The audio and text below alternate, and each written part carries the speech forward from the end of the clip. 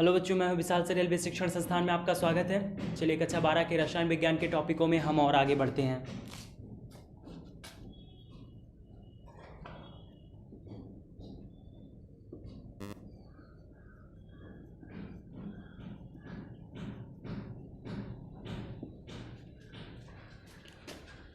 रसायन विज्ञान, तो इसमें हम पढ़ रहे थे इलेक्ट्रोड क्या होता है। ज़रा सा एक बार फिर से रिपीट करते हैं, फिर उसी के क्रम में और आगे बढ़ेंगे।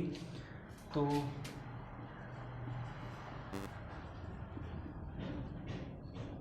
चलिए देखिए, इलेक्ट्रोड क्या होता है। मैंने इसमें आपको बताया था कि जब कोई विद्युत अपघटनी सुचालक के संपर्क में कोई धात्विक चालक यानी इलेक्ट्रॉनिक चालक रख दिया जाता है, तो इस परिस्थिति में वो जो हमारा इलेक्ट्रोड सुचालक होता है उसी को इलेक्ट्रोड अथवा अर्ध सेल कहा जाता है।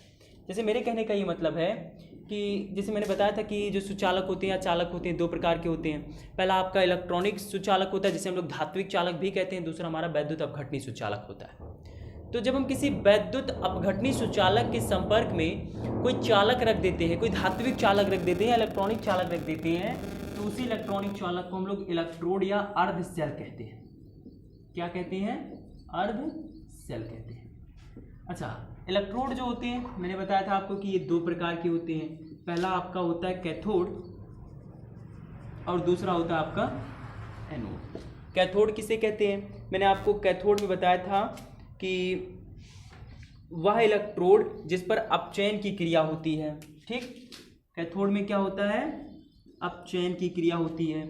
और एनोड में क्या होता है? ऑक्सीकरण की क्रिया होती है। इन्हें हम लोग क्या कहते हैं? इलेक्ट्रोड कहते हैं। बात समझ में? इलेक्ट्रोड दो प्रकार के होते हैं। पहला हमारा होता है कैथोड, दूसरा होता है हमारा एनोड। और कैथोड किसे कहते हैं? वह अर्ध सेल का या इलेक्ट्रोड का वह सिरा जिस पर अपचयन की क्रिया होती है। अपचयन की क्रिया का मतलब जो इलेक्ट्रॉन ग्रहण करता हो। बात समझ में? जैसे जो इलेक्ट्रॉन ग्रहण करेगा वहाँ पे अपचयन की क्रिया होगी और उसे ऑक्सीकारक कहेंगे। ठीक, या फिर कैथोड कहेंगे। और एनोड क्या होता है? वह सिरा, इलेक्ट्रोड का वह सिरा जिस पे ऑक्सीकरण की क्रिया होती है। ऑक्सीकरण की क्रिया का मतलब इलेक्ट्रॉन देना। बात समझ में? ठीक, और इलेक्ट्रॉन देना जो इलेक्ट्रॉन देता है उसे अपचायक कहा जाता है। अपचायक या एनोड कहा जाता है। बात समझ में? ठीक है, तो ये था हमारा इलेक्ट्रोड। अच्छा, अब अगला हमारा हेडिंग है इलेक्ट्रोड विभव।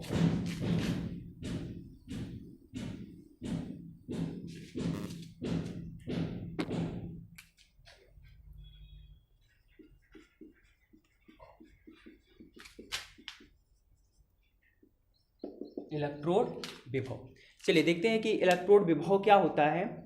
देखिए, जब कोई इलेक्ट्रॉनिक सुचालक मतलब धात्विक सुचालक, जब कोई धात्विक सुचालक किसी वैद्युत अपघटनी सुचालक के संपर्क में आता है तो क्या होता है कि जैसे सपोज दैट, कल्पना करिए, मान लीजिए ये हो गया हमारा धात्विक सुचालक या इलेक्ट्रॉनिक सुचालक। धात्विक सुचालक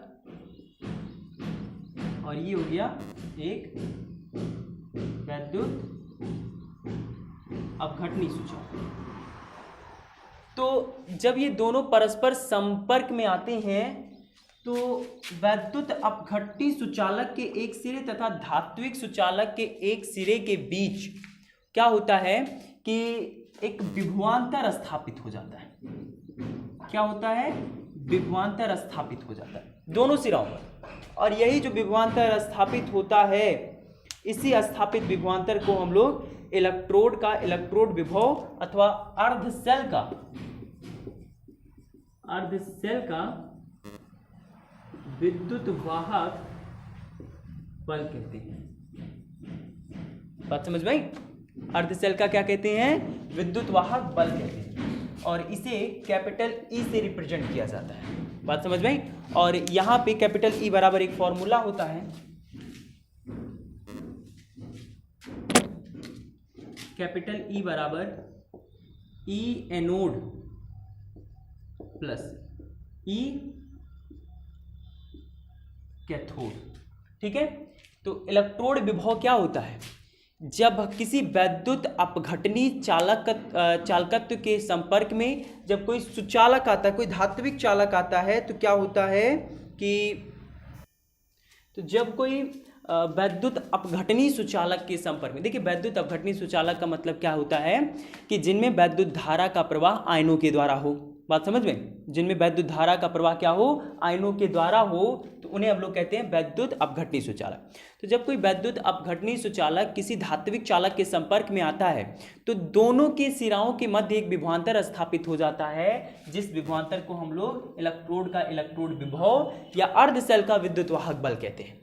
ठीक, और अर्ध सेल का विद्युत वाहक बल कैथोड तथा एनोड के सिराओं पर उत्पन्न विद्युत वाहक बलों का बीजगणितीय योग होता है। बात समझ में आई? ठीक, इसके बाद का टॉपिक जो हमारा था ये सेल का था। हालांकि सेल के विस्तार में बहुत पूर्व जो हम पढ़ते थे कि लैक्लांसे सेल, शुष्क सेल, ये जो प्रकार होते थे, इन प्रकारों को इस बार हमको नहीं पढ़ना है, हमारे सिलेबस से हट गया है। तो लेकिन थोड़ा सा जान लेते हैं कि सेल होता क्या है।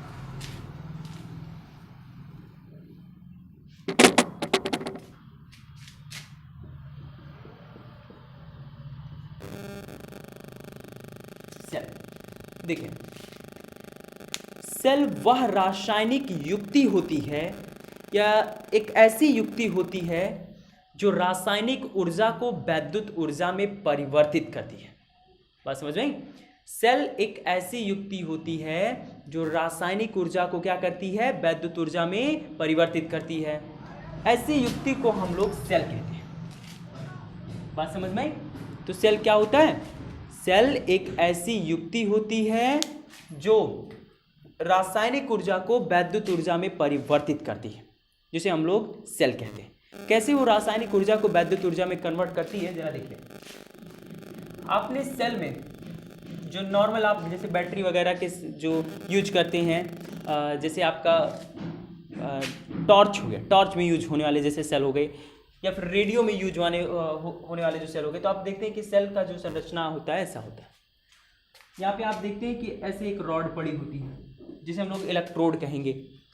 उसके बाद यहाँ चारों तरफ से ऐसे कालिक पदार्थ से घिरा होता है, जो कि एक्चुअल में वैद्युत अपघट्य का एक रासायनिक घोल होता है।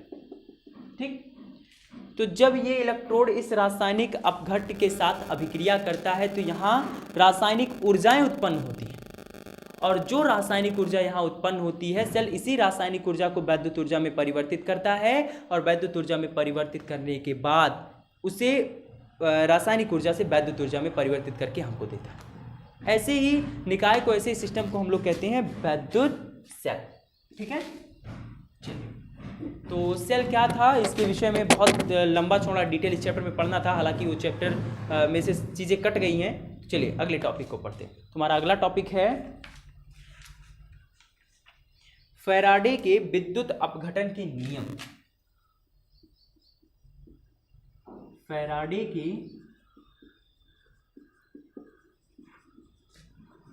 विद्युत अपघटन के नियम।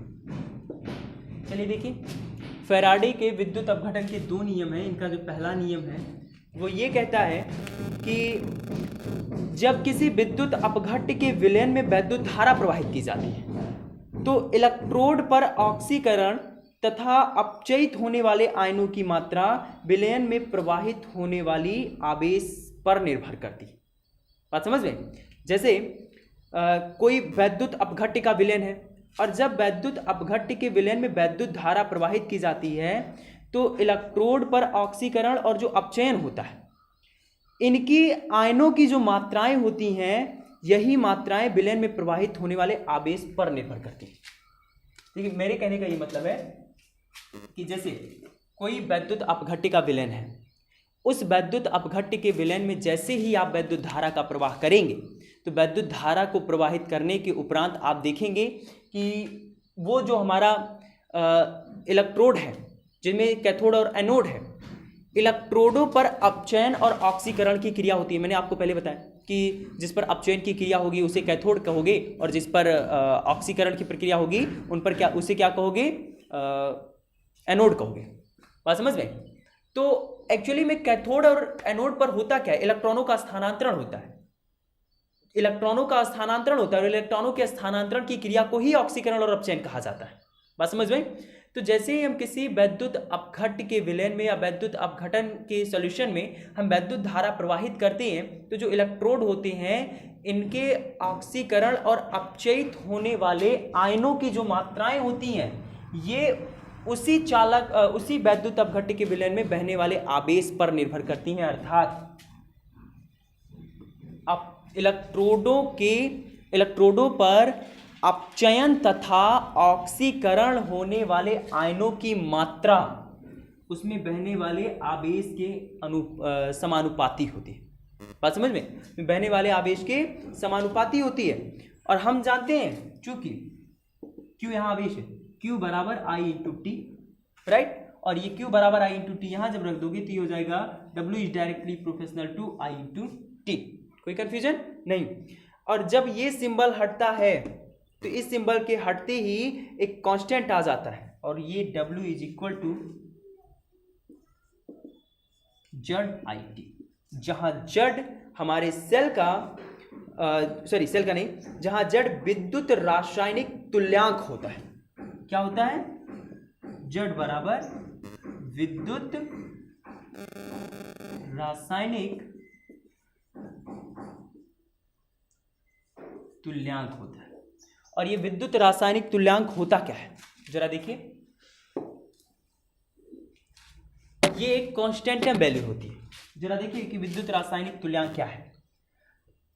यदि हमारा जो विद्युत अपघटन का विलयन है, सॉल्यूशन है, यदि उस सॉल्यूशन में 1 एम्पियर की धारा, यानी कहने का ये मतलब है Q बराबर 1 कूलाम हो तथा बहने वाली धारा I बराबर 1 एम्पियर हो और जो समय लग रहा हो ये 1 सेकंड का लग रहा हो, तब इस परिस्थिति में W बराबर जड़ IT से इस सूत्र की सहायता से W का मान W बराबर जड़ I की वैल्यू 1 गुणे T की वैल्यू 1।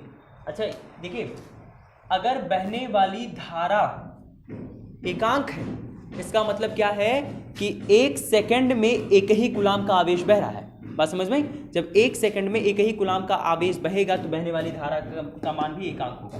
क्यों? क्योंकि आप जानते हो Q is equal to I into T. अगर बहने वाली धारा एकांक है तो I is equal to Q by T, इनका रेशियो भी 1/1 का ही होना चाहिए। बात समझ में?